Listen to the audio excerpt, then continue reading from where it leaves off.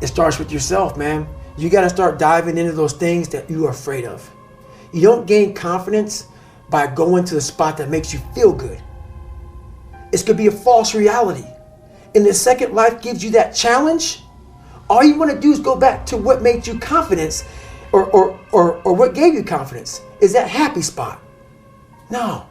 What gives you confidence, what gave me confidence, was spending years at a kitchen table trying to learn how to read and write on my own. Realizing I can't learn the way you learn. I can't. But I can learn. What gives you confidence is not being afraid. It's overcoming the fear. I used to stutter severely bad. So right now, I don't know how many people are going to watch this. You know what gives me confidence? Is knowing I no longer care if I sit here and start stuttering to you. That's what gives me confidence, is facing these things, overcoming them. And maybe not overcoming them every day, but facing them and facing them and facing them. Pretty soon like this, you know what, man, this is where it's at. It's not in that comfort zone. It's in the discomfort zone is where my confidence is getting built. That's where it's getting built. But people they want an easier answer. There has to be an easier way. There's not. I'm sorry. I searched for it my entire life. And I still felt empty. I coach a lot of people nowadays, billionaires, who call me on the phone and say, man, I'm still missing something. It's because they did what they were good at. And they have this beautiful family, 2, 3 houses, cars, everything. Has everything in the world. On the outside looking in, like, my God, man, how can you be unhappy? I walk around with the backpack with all my stuff in it, and no car. Right. And I walk around happiest person in the world. Have nothing. Happy as hell. It's because I found out the whole key to life. It's not in all that. You have to face yourself. So many people live to be 100 years old and they die miserable, having everything, because they never examined. I call it my live autopsy. You never examine this. Happiness, peace, enlightenment, it's all up here, man. It's all up here. And when I start talking like this, people go, man, you know, I don't know. It's the truth, man. Yeah, it is true. It's all up here. You just got to be willing to go and face it. And that's the hard part. I got a question. How do you transform yourself from ordinary? The first thing you got to do is the exact opposite of everybody else. I own a bulldog. I've owned lots of dogs in my lifetime, but I've never seen a dog eat like this.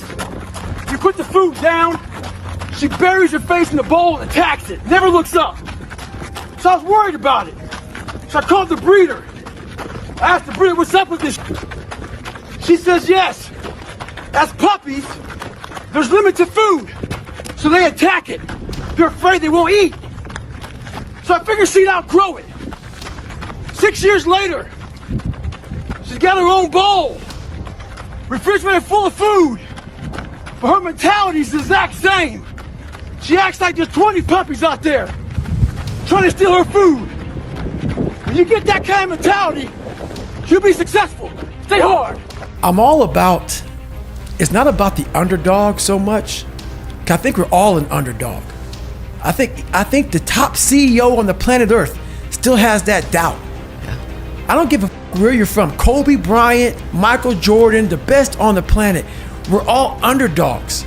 Whether you're underdog because you put yourself there to be hungry, or you're just a real life underdog. Right. We're all an underdog. And so this is about the mind and people discovering the mind, their own mind. And one thing I know is we all have an equation. We all have an equation. Like, I'll talk about 3.14 is pi.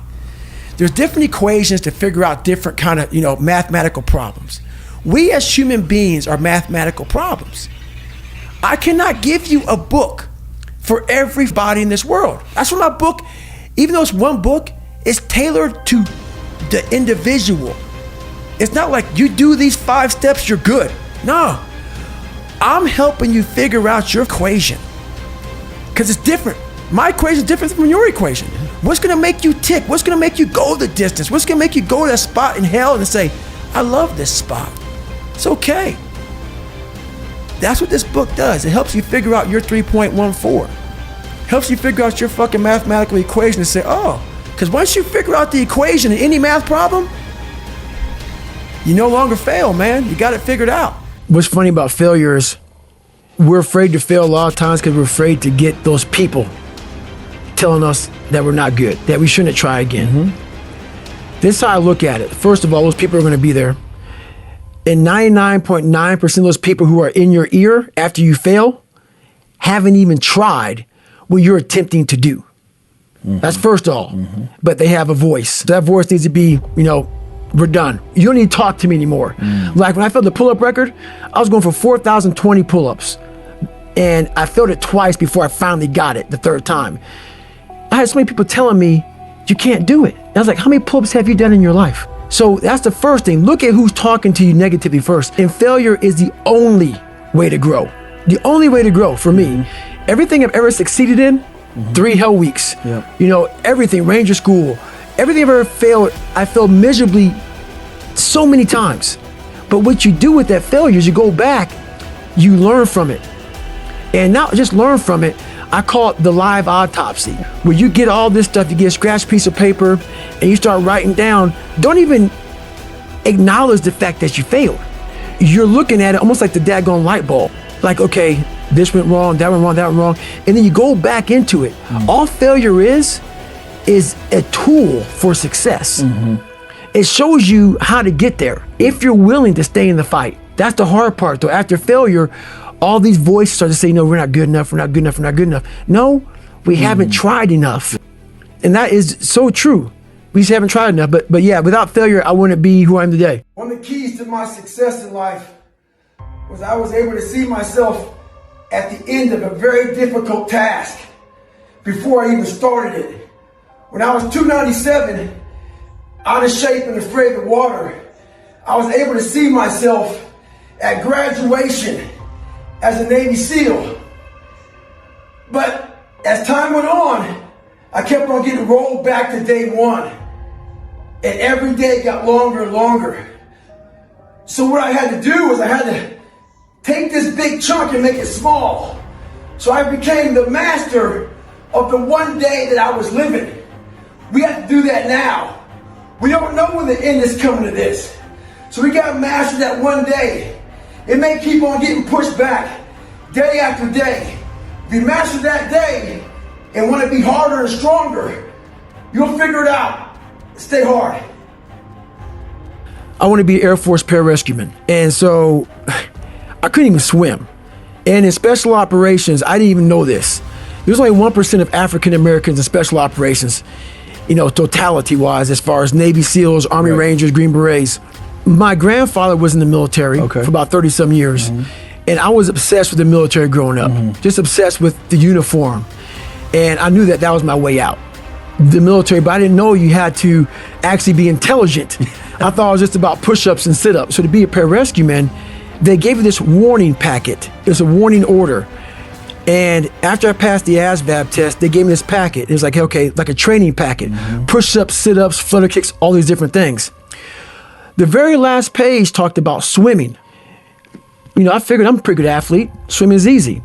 I'm negative buoyant. So why there's not a lot of African Americans in special ops? Because over 70% of African Americans are negative buoyant, which means they sink. And it's not due to muscle mass, it's due to bone density. That's right. So when I went to the pool, I tried to float. That's the first thing you have to do is learn, just learn to float. I sank like a lawn dart. I'm at the bottom of the pool, walking at the bottom of the pool. So this lifeguard came over and says, hey, I can help you out. I've taught thousands of people how to swim. He tries to help me out. I lawn dart to the bottom of the pool again.